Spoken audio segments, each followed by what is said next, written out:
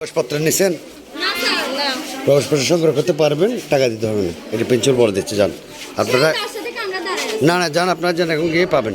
ঠিক আছে, প্রিন্সিপাল বলে দিচ্ছে না, এখন নিয়ে নিতে পারবেন, এখন আর টাকা নেবেন। আমরা প্রশাসনের কথা বলেছি, ওদেরকেও ফেরত দেবে, কত হিসাবে এখনই আপনার জান, আমরা আছি তো। আগে প্রবেশপত্রটা হাতে নেন, যারা টাকা দিয়েছেন তারা টাকাগুলো ফেরত নেন।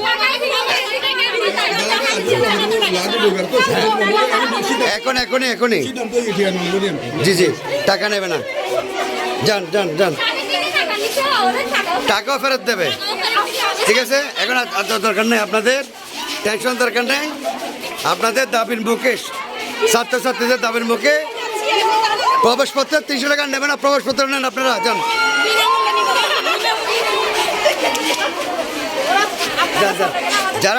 যারা টাকা দিয়েছেন তারা টাকা ফেরত দেবে, যান।